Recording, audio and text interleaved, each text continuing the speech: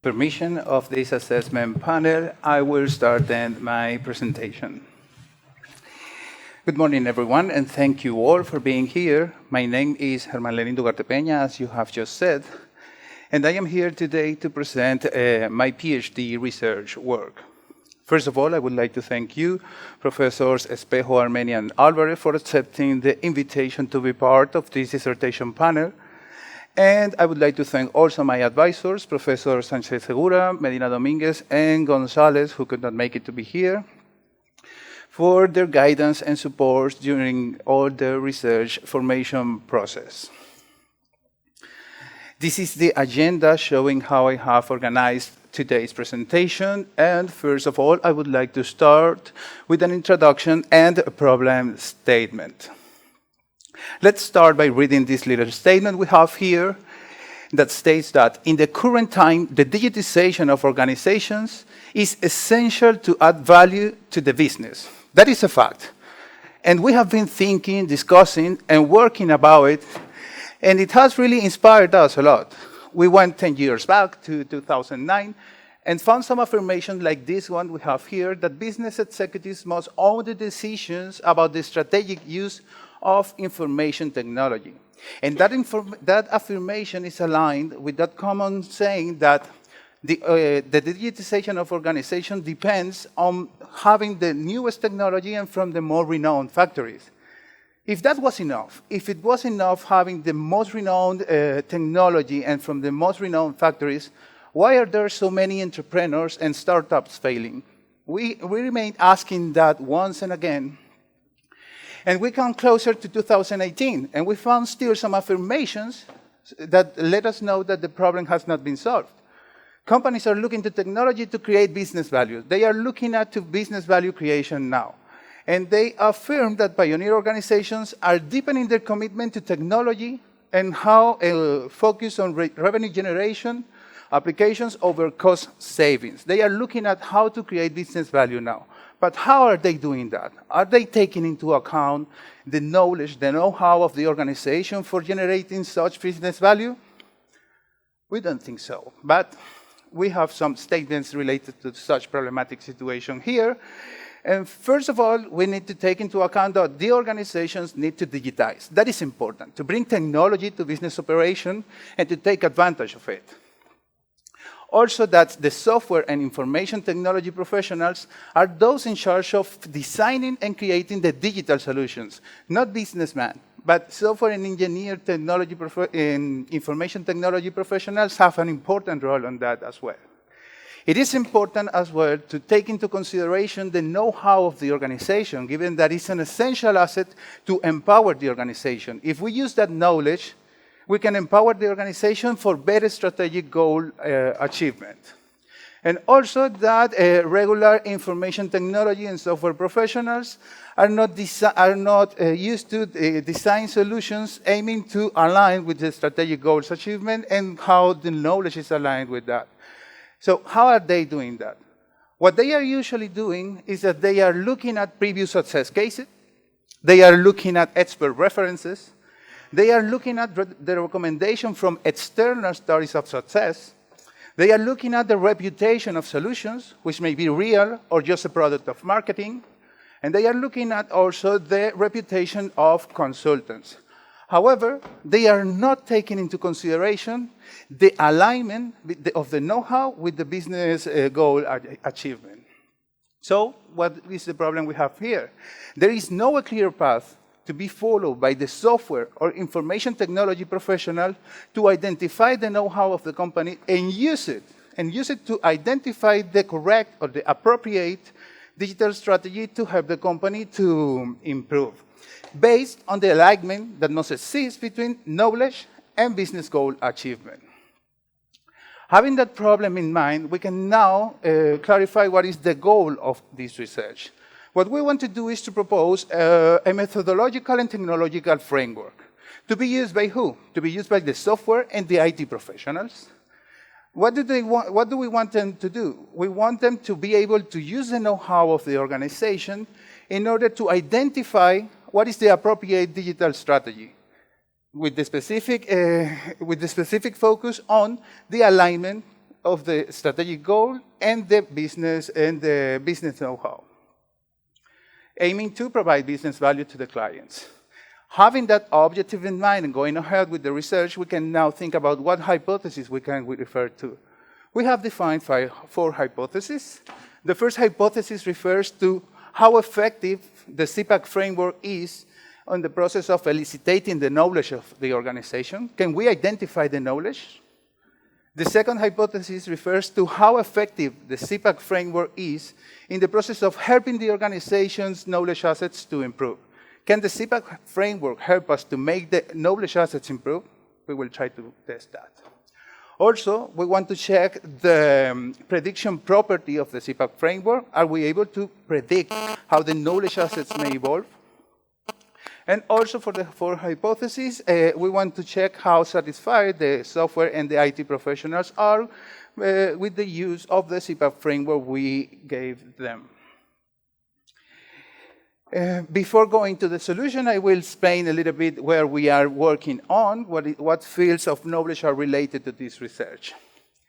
As I said before, with the statement of the title of this research, we are in the frame of the software engineer and IT profession. We are trying to take advantage of the value that knowledge of the organization gives us.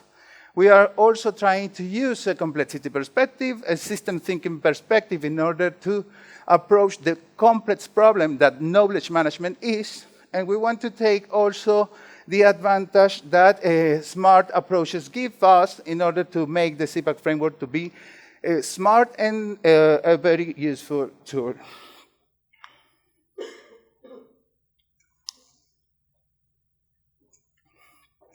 As you may see here, we have found we have here some clusters identifying what are the fields of knowledge that we found works on.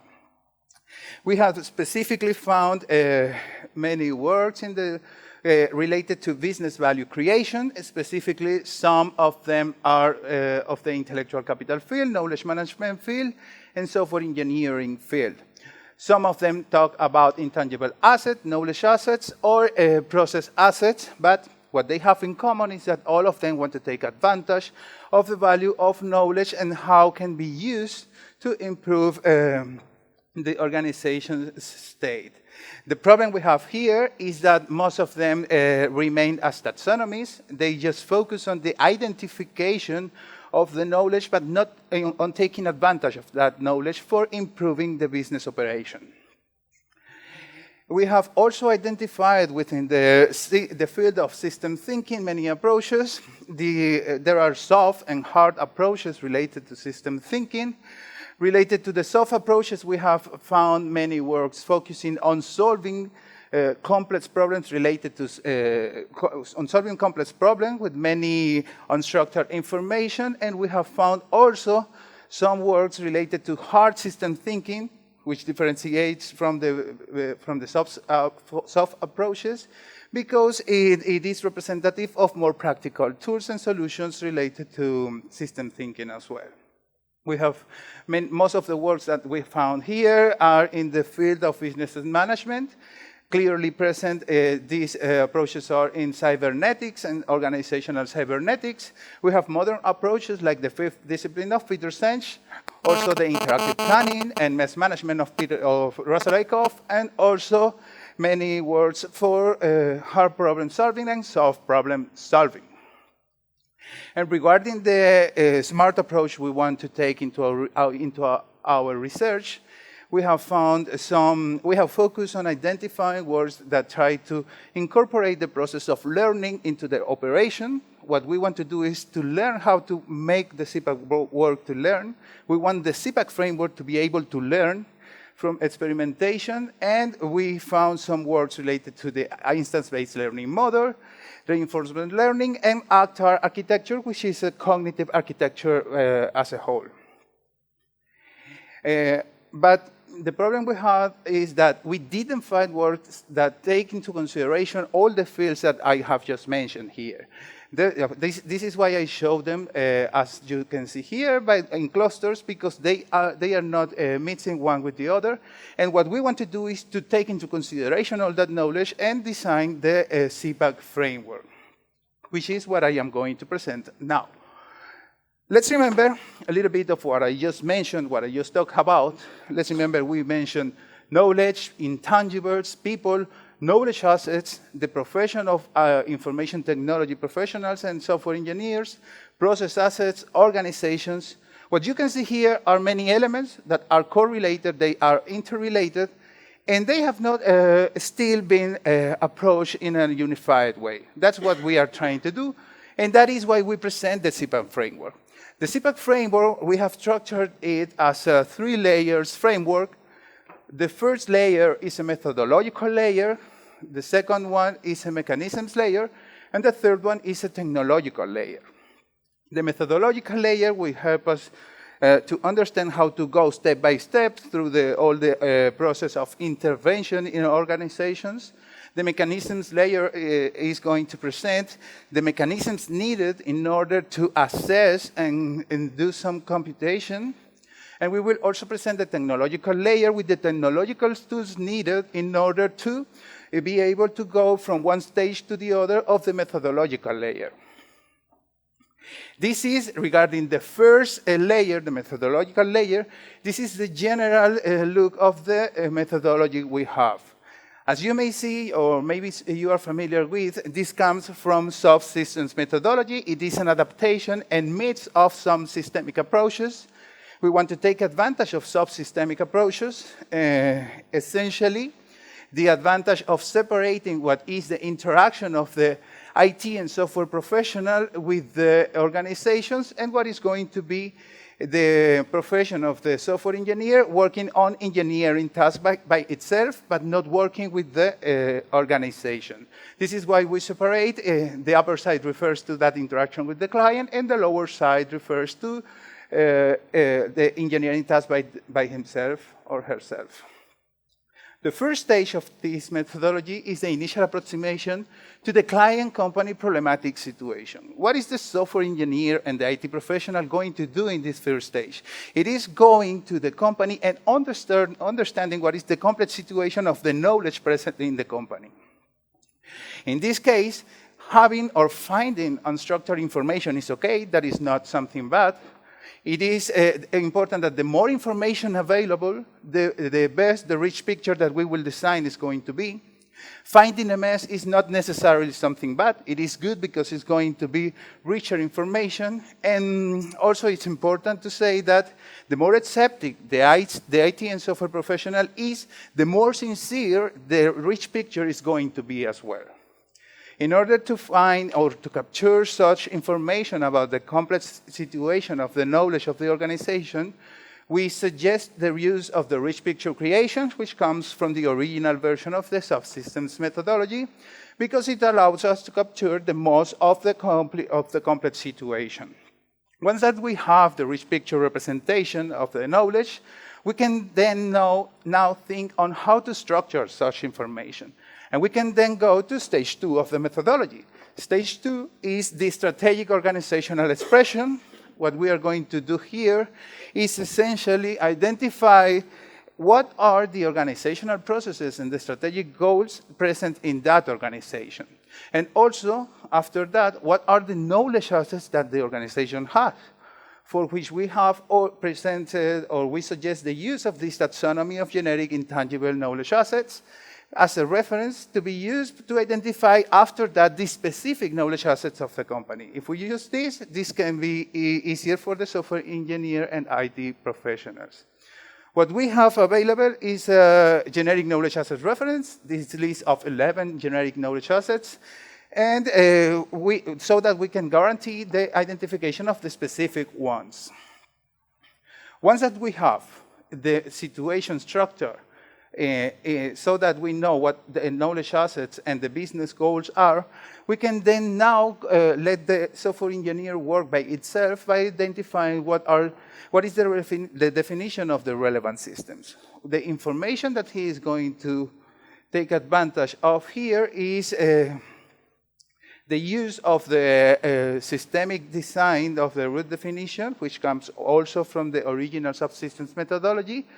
We will try to identify one root definition that identifies the identity of the complex problematic situation of the knowledge, or a mix of them. We can identify several perspectives, and we can identify also a hybrid perspective represented by the root definition of the identity of this system. And once that we have identified the root definition, we can also take advantage of another construct of system thinking, which is the use of the CAT-WOE, because it allows us to identify the essential elements representative of the system.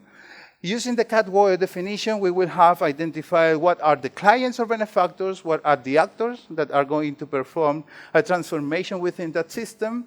We can also have a clear identification of what is the transformation to do. We will have also the Weltanschauung, or the worldview, or the perspective of the system representation. We will have also the owners, or who are going to be in charge of such transformation definition. And we will have also the environmental constraints, so that we will have, by using the CAT-WOE, a systemic view of the functioning or operation of the whole system. Once that we have defined the identity through these tools that I just mentioned here, we can now take advantage of the information we have now. We have all the knowledge structure, and we have the identity of the system. So let's try to take advantage of it, going to the systemic assessment and characterization, which is the fourth stage. What we will essentially do here is to connect the business goals and the knowledge assets. We will define indicators to measure the knowledge assets. We will try to represent the knowledge assets using an agents approach. We will evaluate such agents, and we will characterize such agents, so that after this fourth stage, we will have a general assessment and characterization of the knowledge assets state. We will have a picture of how the knowledge assets are. And having that information, we can then go to the stage 5, which is improvement plan definition. We can use now this measurement of the state of the knowledge assets to propose the digital solution or the digital strategy appropriate for the organization. What we will essentially do here is to evaluate with the client, organization, and stakeholder whether our representation is enoughly good. And in the case that we need to make some adjustments, we can go back to any of the previous stages and adjust the system. And in the case that the client is satisfied and give us a good feedback, we can take advantage of that and propose the adequate or the appropriate digital solution that better fits this organization's specific needs. Not generic, but specific needs. So we can now when we have identified what is the appropriate digital solution, we need to demonstrate the client what is going to be the effect of such solution in the business operation, for which we go back to the systemic world and try to use the simulation tool that I will present later. But what we'll essentially do here is to simulate how the decision of implementing or not is going to affect the business operation. We will have some tools and mechanisms to support that, but the output of this stage is going to be the generation of a scenario so that the organizational stakeholder can imagine what is going to happen, whether it implements the solution, the digital solution, or not. In the case that they gave us the good feedback and they decide to implement, we can help also to the strategic discussion again with the company, but already ready to implement the digital solution.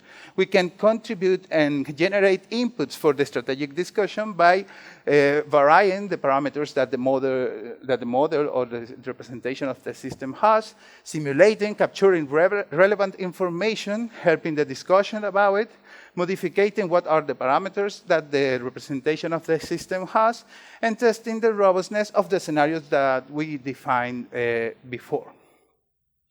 That was the methodological layer. So we have now a general idea of what is the general process related to that identification of knowledge and how to use that knowledge through all the process to implement a digital solution.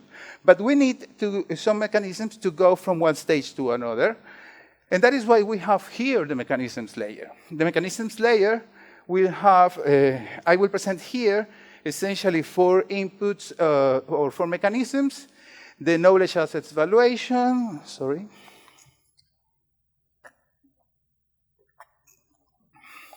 The knowledge assets valuation is the first of them.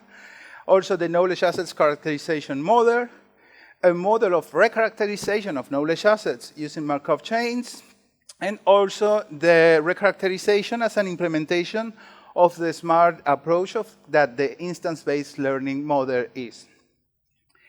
The first of these mechanisms is the knowledge asset valuation.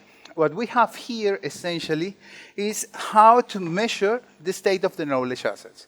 What we do is that we define indicators for each of the knowledge assets, and we define some importance or weight for each of these knowledge assets. Given that not all of the indicators are equally important for a knowledge asset, we will take that into consideration.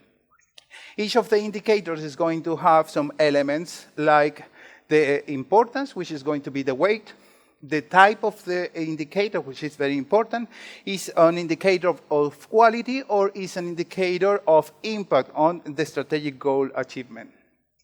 Also, we will define a range of values for such indicator. We will define a sense that essentially is a 1 in the case that more is better and a -1 in the case that less is better. We will also define what is the current value that such indicator has, and what would be the ideal value that such indicator may have. The same way we have defined for the strategic goal achievement that the knowledge assets are not all of them equally important, so we defined a weight for them. What are the main contributions of the knowledge asset valuation?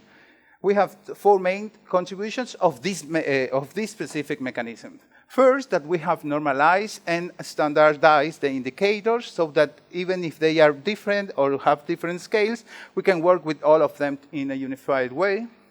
We have also the assessment of indicators individually, which is important and give us much information.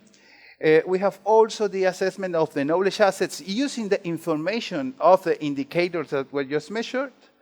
And we have also the assessment of the strategic goals achievement by knowing how the knowledge assets are. In the case of the normalization, as I just said, and standardization, the normalization helps us to work with different, considering the actual and the desired goal of the indicators, and the standardization let us work with different ranges of value. Once that we have assessed the indicators, we have a range so that we can compare all of them and know how good or bad they are. We have also defined a low threshold and high threshold so that we can say in which case the indicators are in a good or bad shape or unacceptable shape. Having that information, we can then measure how the knowledge asset, not the indicator, but the knowledge asset with many indicators is in the present time. This is the equation using the weights of each of the indicators. And also for the strategic goal achievement, we have a similar equation that takes into consideration the weight or importance of each of the knowledge assets. And given that, for each of the indicators, we defined a type which was impact or quality, we can now have, for each of the indicators, an impact and quality assessment, if it applies. Not necessarily both, but in the best of the cases, both. And having the quality measurement and the impact measurement, we can now have the second contribution of the mechanisms layer, which is the characterization of the knowledge assets. What we will have here is essentially a measurement of the state of the knowledge assets in terms of impact and quality. In the case of a knowledge asset having both quality and impact, we will have these four possible states of the characterization. In the case of only quality or only impact, we will have these two. As an example, in the worst of the cases for a knowledge asset having a bad quality and bad impact, it is going to be a warning asset. And in the same way, a knowledge asset having a good quality and impact measurement is going to be a stable asset. If only one of them is bad, it may be replaceable or evolving. And in the case of only quality or impact, it's going to be acceptable or unacceptable impact or quality. And this is very important because, as I said, this is a picture of the state of the knowledge assets in terms of quality and impact, so that we have now an idea of how the knowledge assets are. And we can go, with that information in mind, to the third contribution of the mechanisms layer. Let's think for a moment that we have the measurement of the state of the knowledge assets before making a decision, and we have also the information about the state of the knowledge assets after making a decision. We can now have, or we have defined, what are the transition probabilities. This is the representation in a matrix way, but it may be also a Markov chain. And it will essentially represent the transition of knowledge assets from one stage to the other. And if we think that we have the information of many companies, we can now think that the probabilities are representative of the tendency of knowledge assets to transition from one state to the other. And we can use that for the four of the mechanisms, which is the re-characterization as an implementation of the instance-based learning model. What we will essentially do here is experimentation in a simulated way using the matrix that we just defined here. Given that we have these probabilities of transition from one state to the other, we can define the instances related to this approach. The instance-based learning model, this is a general representation of the instance-based learning model, is representative of the process of learning. We will try to mimic the way that the human mind works and learns. So what does the human mind do when we try to learn? We recognize the situation, we judge among the alternatives available at hand, we make a choice according to the judgment about such alternatives, and once that we execute the decision, we update the references that we have about the alternatives and the decision made.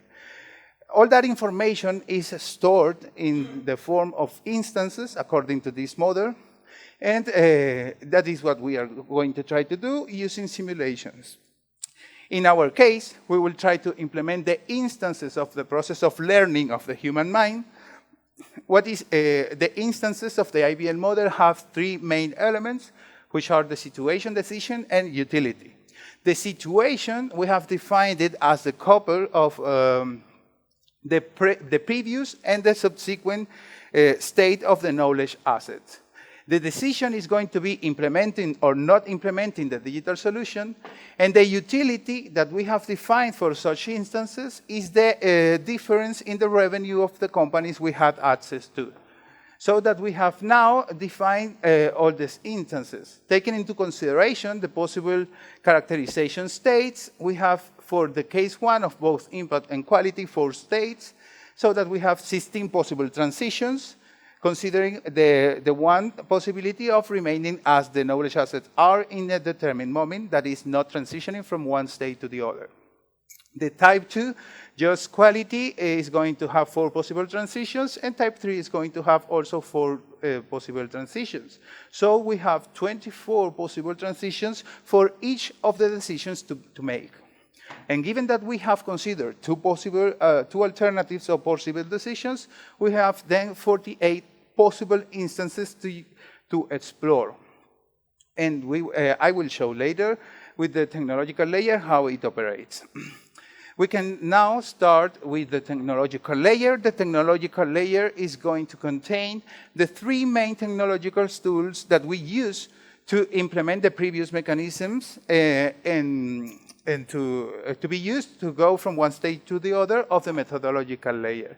The first of the technological tools that we use is the spreadsheet for conducting knowledge audit interviews. This is essentially a spreadsheet to be used by the software engineer or IT professional at the moment of interacting with the organization. The software engineer has this at hand, and this tool, what essentially does is guide this professional to ask the appropriate questions to identify the appropriate information we need about the knowledge of the company. So we ask about business goal, business requirement, processes, generic intangible asset types, the generic taxonomy I mentioned before. Also, what are the specific knowledge assets? What are the indicators of each knowledge assets, the type, the sense, the current and goal value, and also these tools also automatically does the rest of the operation, but it essentially collects the information that we need for assessing the company. The second tool is the knowledge asset information, update, and reports generation. It is just a web application that allows us to store the information collected from the company and have it at hand and generate reports about such knowledge asset state. We can generate reports like this, for example, showing what is the main goal of the company, what are the knowledge assets related to such goal operation, and which are the knowledge assets aligned with such strategic goal achievement, and also what are the indicators related to each of the knowledge assets. The colors are representative of the state that they have in a determined moment. As I said, objectives, knowledge assets, and indicators. And having that information, we can also go to the simulation model. That tool that I just mentioned generates a report in a CSV file that can be imported to the NetLogo model that we built. And this model has two main functionalities. The first functionality of this simulation model is the representation of the characterization of such knowledge assets, so that the simulation tool reads the information from the CSV file. It represents the knowledge assets in the corresponding state of the characterization, and we can also play using the slider we have at hand and ask questions about what if I'm flexible, that is, what if I set a low threshold for the input and the quality, or what if we are demanding and we set a higher threshold for the input and the quality. For example, in the case of being flexible, most of the assets become stable, like you can see here. They go from evolving to stable. Or in the case that we are demanding, instead of remaining evolving or going to stable, they become warning because we are being very demanding. We have set a very high input and quality threshold, so that we have a visual tool for the discussion about the state of the knowledge assets and how flexible or demanding we can be. And the second of the functionalities of the model is the simulation using the instance-based learning model. What we essentially do here is to simulate what is the impact of decisions in the characterization of the knowledge assets. So in this right part of the simulation panel, we have the representation of the instances of the instance-based learning model. In the upper side, these are the instances that apply to this specific case. As you may see, not all of the instances are being used because not all of the characterization states are present in this specific case. So we use only the instances we need, and the model simulates once and again and tries to learn what is the best outcome, so that it will essentially have a general evaluation for alternative A, which is implementing the digital solution, and also for alternative B, which is not implementing but remaining the same. Once that we have simulated what is the effect of decisions, the model is going to learn what is the best of them. How? It is going to be represented through the blended value of decision A and blended value of decision B. It is supposed that the higher of this blended value is going to let us know what is the appropriate decision. And it's important to say also that in the case that we were not being really good at suggesting solutions, the model would learn that the best solution is not implementing, because it's going to be better not implementing than having a negative revenue for the companies.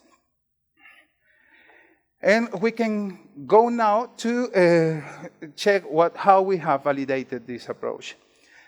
We have worked with 11 case studies. We reached 11 companies. All of them were small companies having less than 100 members. Most of them are private companies we had access to. In many cases, they decided to have the information subject to non-disclosure agreements. And most of the stakeholders asked to remain anonymous. However, we have the name of the companies here. What they have in common, and is important, is that they are willing to incorporate information technology products for organizational improvement. So they trusted us in order to suggest what is the appropriate digitization strategy. These are the 11 companies we had access to, most of them located in Spain, but some of them in Chile and Peru. As you may see, they are very different companies. Some of them are technological companies, but some of them are research or construction or professional services companies.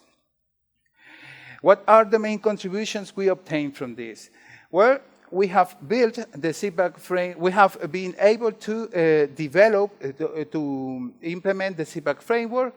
We were able to improve the behavior of the knowledge assets. We were able to predict the behavior of the knowledge assets, the improvement or deterioration of them. And we were also able to obtain the opinion of the software and IT professionals. Let's remember what I mentioned at the beginning of the presentation about the hypothesis. The first hypothesis refers to how able are we to elicitate the knowledge of the companies? Can we identify such knowledge and take advantage of it? Well, what we did was essentially identify the knowledge of the companies. We identified what were the business goals, business requirements, processes, intellectual capital, and finally, the knowledge assets and the indicators for each of the companies. For doing so, we used the spreadsheet, the Excel sheet that I just showed before. And we obtained the information like this for each of the cases. For example, for this specific case, we identified that the goal was to increase the number of project proposals. The process was to research and development. And for a specific knowledge asset of innovation model, this was the generic knowledge asset, and this was the specific knowledge asset, and its corresponding indicators. And like this is only showing one of the knowledge assets, but as this for all of them, and for all the companies as well. This is the list showing, I will not go in depth to this, but this is the list of specific knowledge assets identified for each of the companies. We have many, many knowledge assets and different. And that was about the identification of the knowledge assets. And also related to hypothesis one about how able were them to identify the knowledge, we asked them their opinion about how useful the SIPAC framework was in the process of identifying the knowledge and use it to know what is the appropriate digital solution. And we obtained very good results.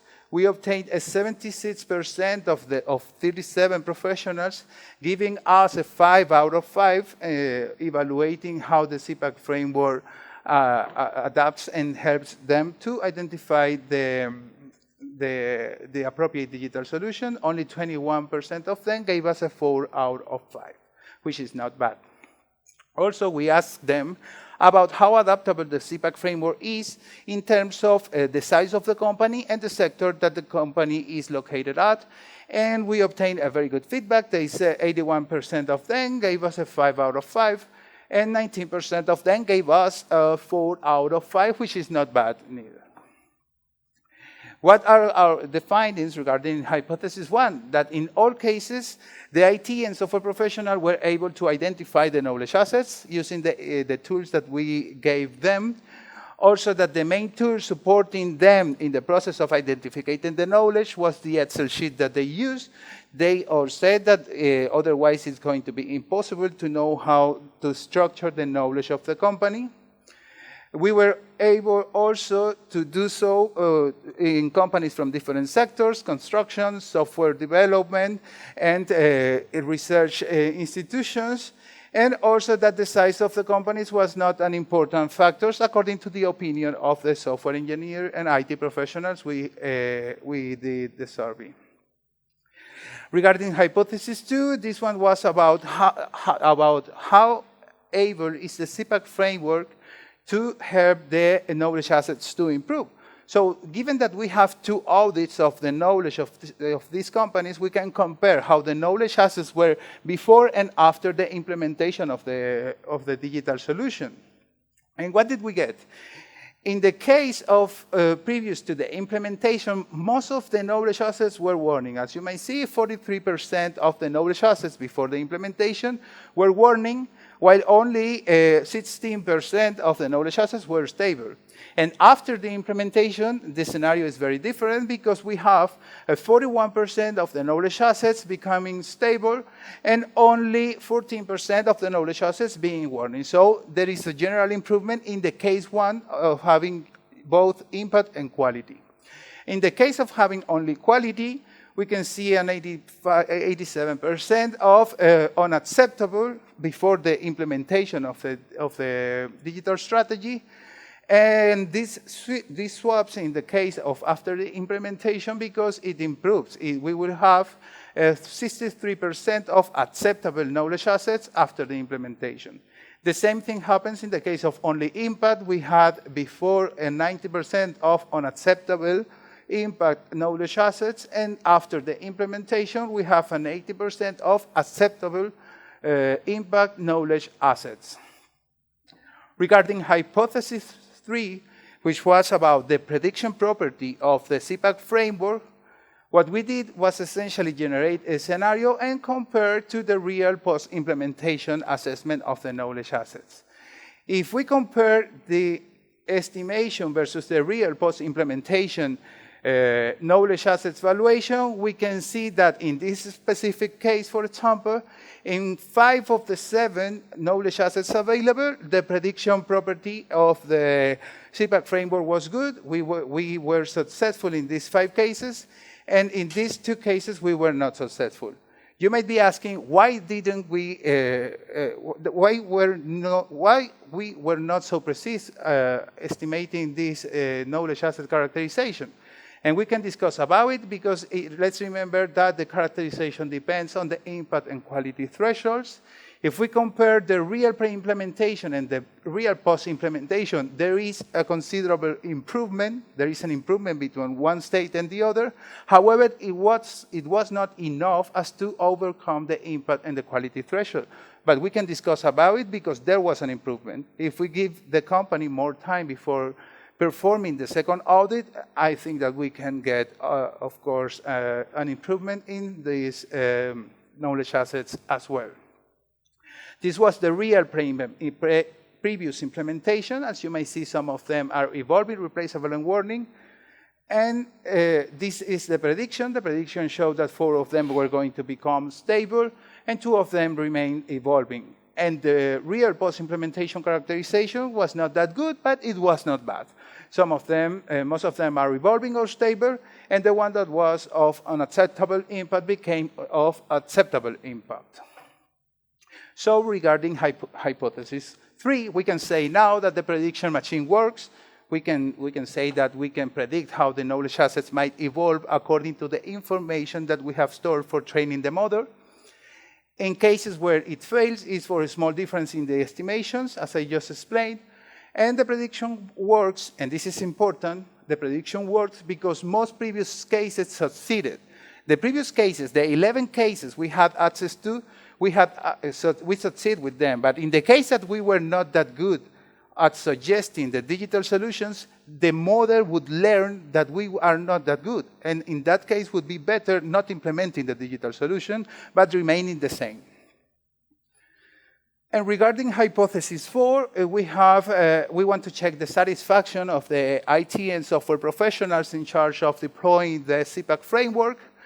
We asked them about how easy it was for them to use the SIPAC-framework. They gave us a general satisfaction. They gave us 73% of them gave us a 4 out of 5, which is not bad, and 27% of them gave us a 5 out of 5. And regarding how adaptable the SIPAC-framework is in terms of size and the sector of the company, 81% of them gave us a positive feedback. They gave us they gave us a 5 out of 5, and 19% of them gave us a 4 out of 5, which is not bad. That is their opinion, and we agree with them. However, we want to go to the 100%. And regarding the valuation of the Excel sheet they use, 68% of them gave us a 4 out of 5, and 32% of them gave us a 5 out of 5. So at that moment, the Excel sheet was a little bit complicated, but we have now made it evolve. And now, for example, they don't need to use equations in the Excel sheet, so we are working on improving that as well. The findings regarding hypothesis 4 is that, in general, they are satisfied. I think that we can improve, and we have been working on doing so. 81% of them affirm that the SIPAC-framework is very adaptable. We agree, and we want to expand the SIPAC-framework to be sure to have the 100%. They were very satisfied with the immersion tool that the Excel sheet is, so they say that is essential. They cannot do the knowledge audit without the Excel sheet. And up to 76% gave us a 5 to the question regarding the digital solution selection support, and they were very satisfied. So this was our work, and let's think about what we learned from it. We have now proposed a solid methodological guide that we designed, the general framework, with the methodological mechanisms and a technological layer. It could be used by the IT and software professionals. They can take advantage of it in order to improve the way that they go to the company and try to offer digital solutions. Consultory companies can compete and check their effectiveness using the SIPAC framework, because this framework is going to show a representation of the talent of companies to propose appropriate digital solutions. So they can compare one with the other if we go far.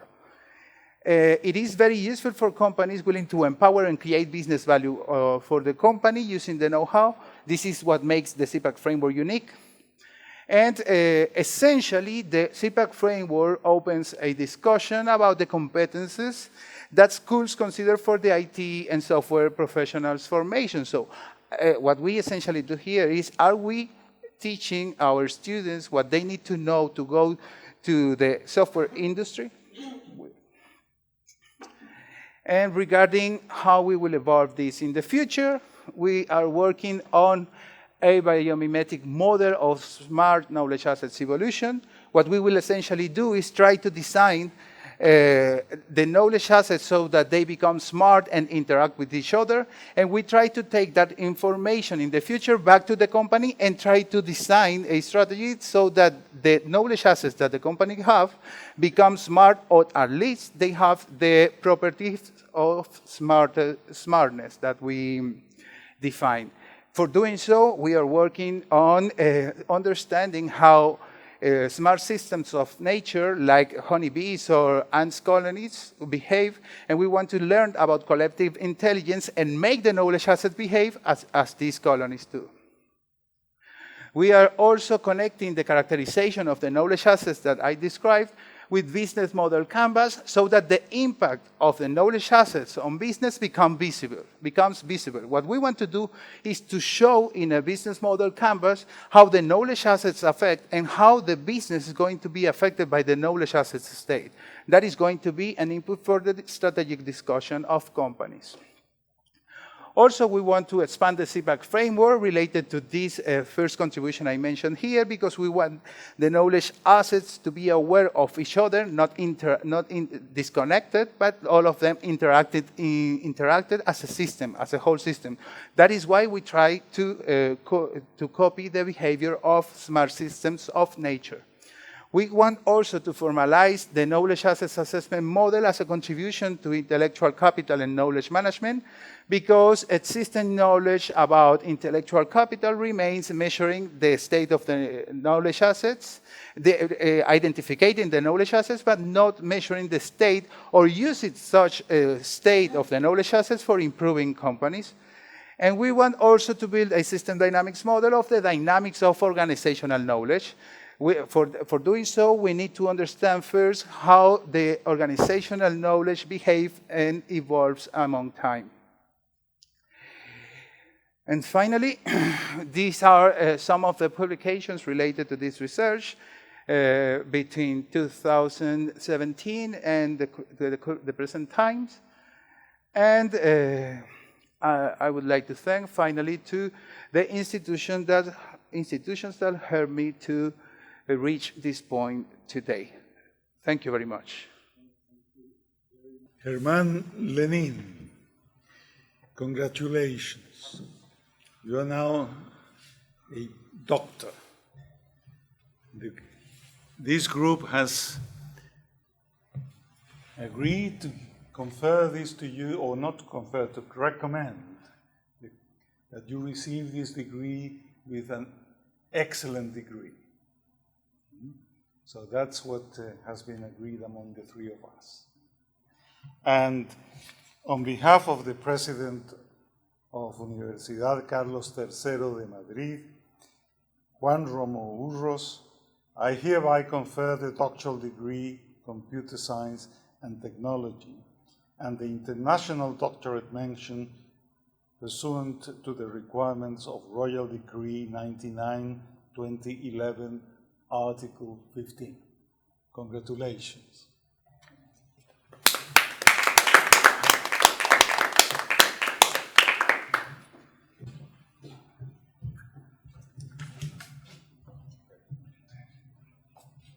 You have all, and you have to do the job completely.